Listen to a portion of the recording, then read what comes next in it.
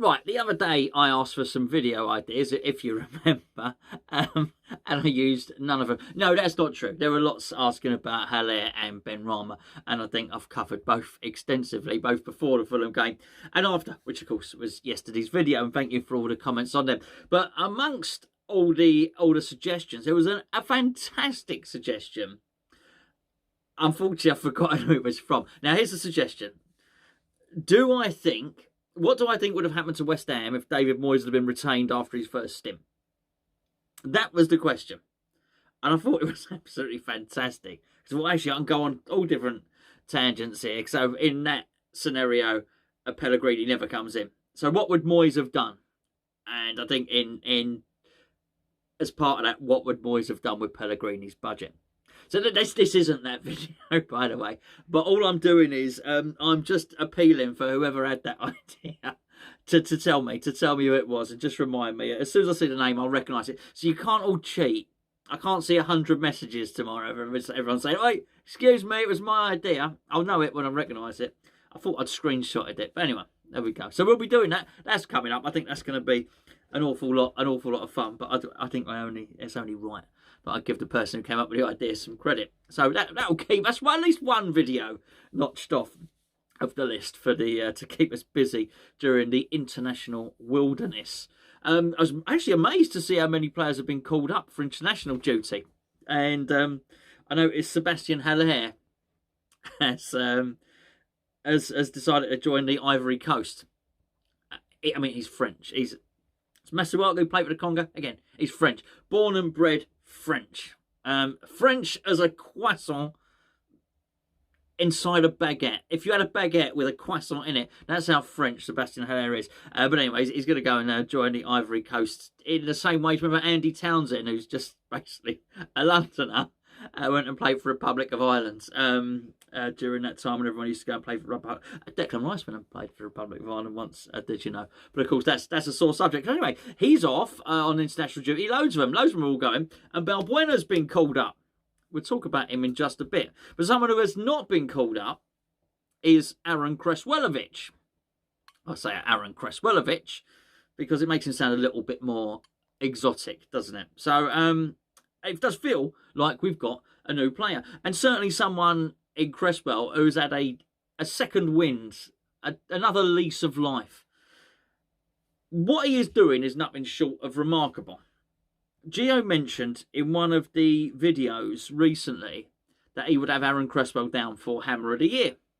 And I think he alluded, I can't remember exactly what he said. He said, I don't think not too many people would have him in for the Hammer of the Year, but he quite fancies him. I think Joe would be surprised. I think a number of us would actually have him in, and certainly in for contention. And his consistency has been fantastic, but I don't just mean a steady consistency. You could be consistently crap. Let's be fair. He's been consistently very good. And what he's doing in terms of his defensive play, in terms of doubling up with Masuaku, which then allows, I guess, the fornicator, for instance, to cut inside.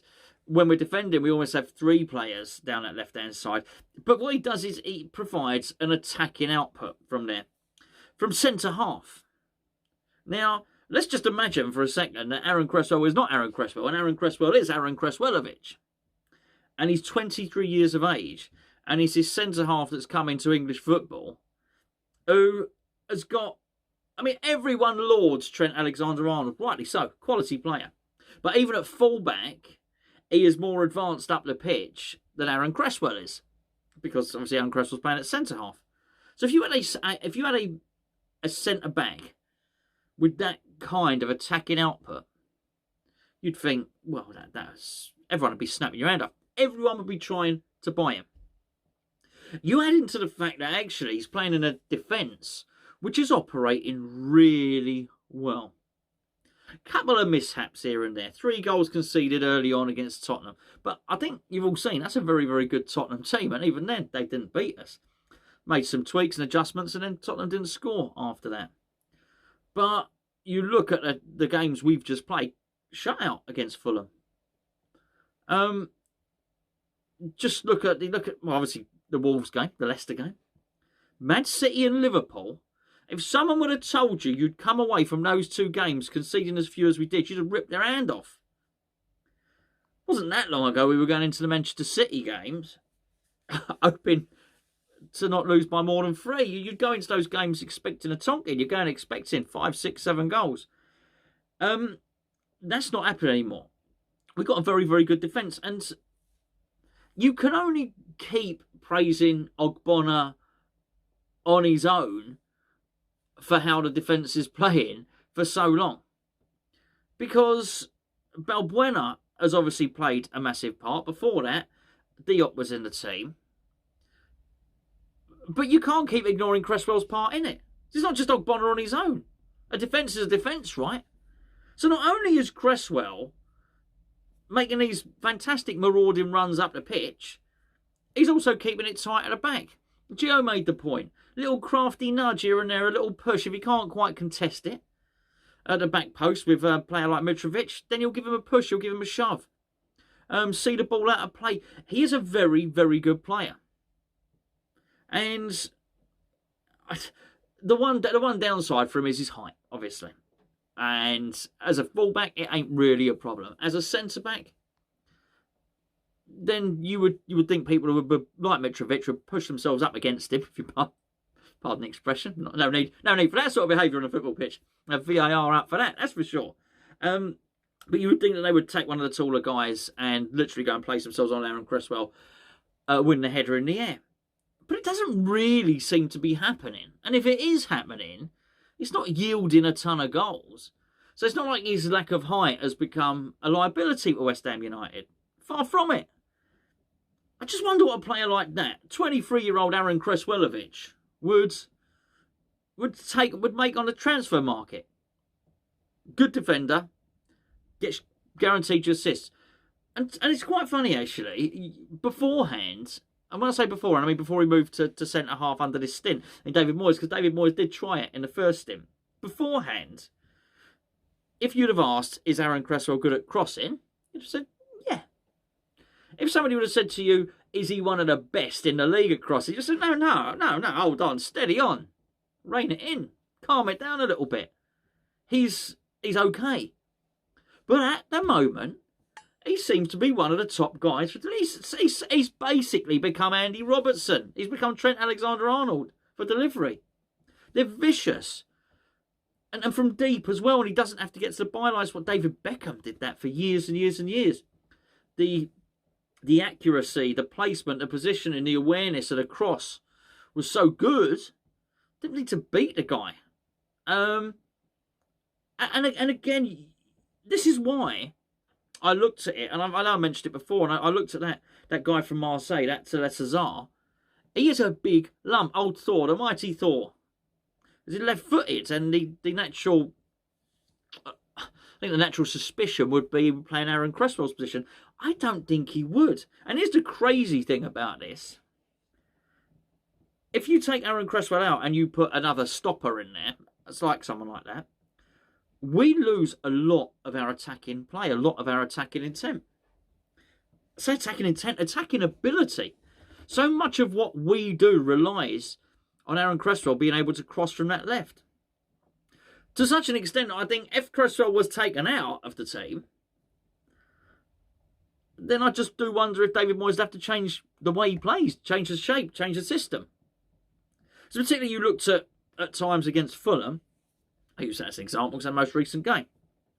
We were struggling to break them down through the usual avenues, let's say. And I don't even mean West Ham's usual avenues. The usual avenues a team will go through to break a team down. Because as I say, after 75 minutes, Fulham had sat back. Fulham were not. They were playing for the draw. I don't mean they came for the draw, but at that point they thought, do you know what? We'll have the draw. We'll take the 0-0. We didn't really have the guile or the cutting edge to go through the middle. There was no one to play that really clever, incisive pass, like the Jota thing against us, Liverpool's second goal against us. We didn't have anybody in our team to do that against Fulham. So what else are you going to do? Well, you're going to go down the wings. Well, that's all well and good, but if they're sitting very, very deep, there's no space in behind them. So you couldn't get down the wings to get the ball over for Haller nod it in, or the Ivory Coast international. Hello, of course. That wasn't going to happen.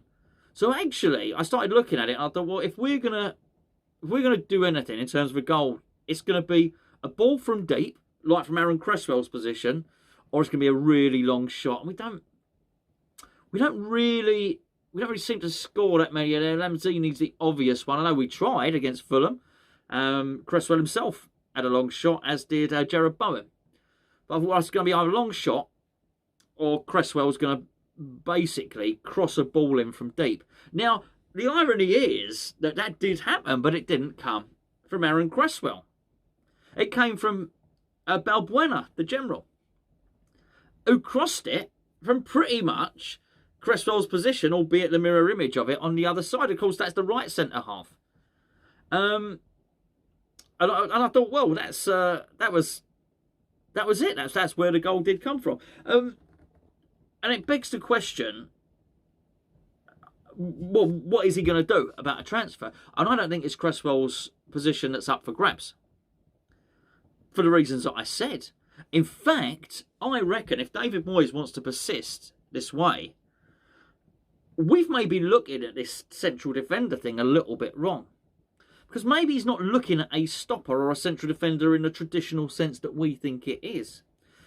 Maybe he's looking at an Aaron Cresswell for the right-hand side. And let's be fair, the general has done fantastically well. I think he's been brilliant. He's also been consistent. Really, really good. Since he came into the team, Diop down and out with a coronavirus. Balbuena comes in. He wasn't fancied, as we all know, and he stayed in the team. He has kept the shirt. The poster boy for that. The very example of get the shirt, play well, you keep the shirt. That's what Balbuena's doing right now. So I'm not suggesting that he deserves to be dropped. Far from it. But when we're looking, and if we still are to believe that centre half is a priority, and David Moyes has said as much. Centre half, striker. Can you hear the rain? Can you hear it? I think I'm staying in here, but by the way, it's only about a 20 yard sprint to the back door. But I think no, you don't want to get wet getting towards the back doors, do you? That's for sure. Anyway, what am I talking about? When we're looking at it, we're looking at it wrong. It ain't Cresswell whose place is under threat. I don't even think it's Ogbonna. I think he's quite happy. I think if Ogbonna's out, we've seen what happens. Diop comes in. But what's he want? What would really improve the team? And that is if you could get someone on that right-hand side as a centre-half who could get into the positions that Cresswell does and is as technically good as Cresswell is with his delivery. I mean, that would be a nightmare to play against. That would be a nightmare to play like that against a team. You didn't know where to defend. You knew that there was a stream of attacking intent coming from the defenders on either side. Well, I guess Liverpool know all about it. Be a nightmare. Now, what would Aaron Cresswell cost? Or the right-sided equivalent of Aaron Cresswell who had the right age limit. It was the right age. 23, 24-year-old. At the moment, if Cresswell came onto the market and he was 23, 24 years of age and he'd been playing like he has been since we've been in his formation, you're looking at a £40 million player. You absolutely would. Now, are we going to go out and buy a £40 million player for the right-hand side centre-half? No, of course we're not. But maybe, just maybe, old Moisty Moyes might find himself looking for a player that don't necessarily play in that position, who he can then switch and play at right centre-half. Because there's one thing that David Moyes does love doing, is switching players' positions.